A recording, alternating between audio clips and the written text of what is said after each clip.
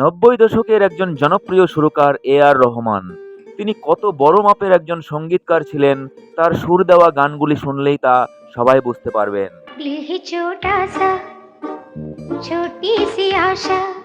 এই বিখ্যাত music director Tamil ছবিতেই মূলত বেশি মিউজিক দিয়েছেন, কিন্তু যে কটি বলিউড ছবিতে মিউজিক ডিরেক্টর হিসেবে কাজ করেছেন এই সুরকার, সেই গানগুলি আজও স্মরণীয় হয়ে রয়েছে।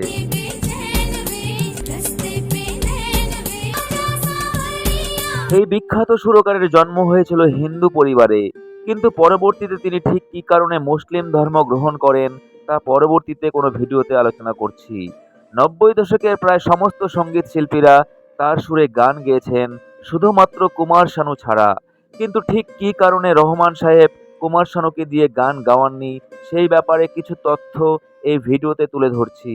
যদিও 90 দশকে বলিউডে কুমার শানু ছিলেন বলিউড সঙ্গীত জগতের এক ছত্র অধিপতি, কিন্তু বন্ধুরা হয়তো অনেকেই জানেন না, সুরকার আর রহমানের সুরে একটি মাত্র গানে কণ্ঠ দিয়েছিলেন বলিউড মেলোডি কিং কুমার শানু। আজকে অবশ্যই সবাই জানবো শানুদার কণ্ঠে গাওয়া আর রহমানের সুরে একমাত্র সেই গানটি, সেই সঙ্গে শানুদার করা কয়েকটি বিশেষ মন্তব্য। তাই দর্শক বন্ধুরা, ভিডিওটি শেষ পর্যন্ত দেখার আন্তরিক অনুরোধ জানাই।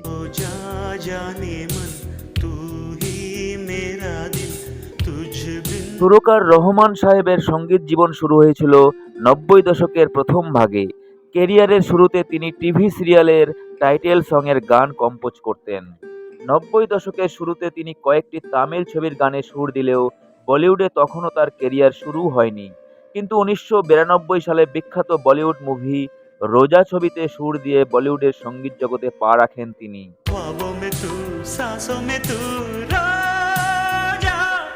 আর এই সময়ে কিন্তু বলিউডের ব্যস্ততম সিঙ্গার কুমার শানু ও অলকা ইয়াগনিক জুটি। যে কোনো বলিউড সিনেমা হিট করাতে কুমার শানু অলকা ইয়াগনিকের গান কিন্তু অবশ্যই ছিল জরুরি। আর এই 90 দশকের প্রায় সমস্ত সঙ্গীতকারদের প্রথম পছন্দ ছিল কুমার শানু অলকা ইয়াগনিক জুটি। সেই সময় বলিউডের ছবির জন্য গান গাইতে তারা এতটাই ব্যস্ত ছিলেন যে প্রতিদিন 7 থেকে 8টি গান রেকর্ডিং করতেই হবে তাদের। আমরা দেখেছি যে কুমার শানুকে একদিনে প্রায় 28টি গান রেকর্ডিং পর্যন্ত করতে হয়েছিল।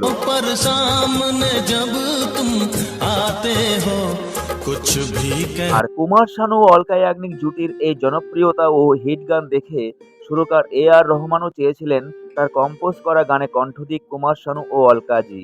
এ বিষয়ে তিনি প্রস্তাবও দিয়েছিলেন শানুদা এবং অলকাজিকে, কিন্তু শানুদা ও অলকাজি তখন বলিউডে ব্যস্ততম।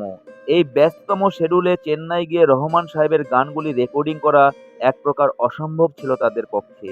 তাদের হাতে সময়ও ছিল না। সেই সময় সঙ্গীত জগতে আর রহমানও ততটা প্রতিষ্ঠিত হননি, তিনি তখন নবাগত সুরকার। তাই নতুন কোনো কম্পোজারের জন্য তখন বলিউড ছেড়ে চেন্নাই গিয়ে গান রেকর্ডিং করতে চাননি শানুদা ও অলকাজি। তাদের এই প্রত্যাখ্যান আর রহমান সাহেবকে কষ্ট দিয়েছিল। কিন্তু পরবর্তীতে যখন রোজা সিনেমার গানগুলি মুক্তি পায়, তখন দেখা গেল গানগুলি সুপার ডুপার হিট হয়ে সারা ভারতে জনপ্রিয়তা অর্জন করে।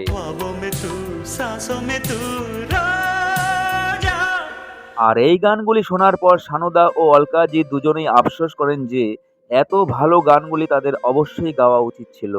রোজা ছবির গানগুলি যখন হিট হলো, পরবর্তীতে আর রহমান বলিউডে অনেক বিগ বাজেট ছবিতে কাজ করার সুযোগ পেলেন। পরবর্তীতে রাগ অভিমান ভুলে অলকা ইয়াগনিককে দিয়ে একাধিক ছবির গান গাইয়েছেন আর রহমান, কিন্তু কাজ করেননি কুমার শানুর সঙ্গে।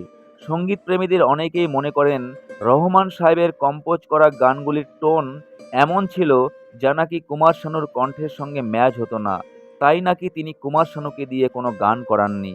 কিন্তু বন্ধুরা বলে রাখি, 1998 সালে অনিল কাপুর অভিনীত কাভি না কাভি ছবিতে জাভেদ আখতারের কথায় আর রহমানের সুরে একটি মাত্র গানে কণ্ঠ দিয়েছিলেন কুমার শানু অলকা ইয়াগনিক জুটি।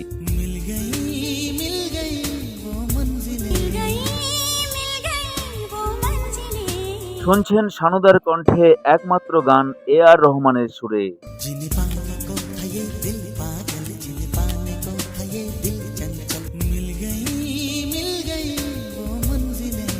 এ আর রহমানের সঙ্গীত পরিচালনায় কেন কুমার শানু বেশি গান গাইতে পারেননি, এ বিষয়ে কুমার শানু কি বললেন শুনুন। उन्होंने कभी मुझे सिंगर ही माना नहीं।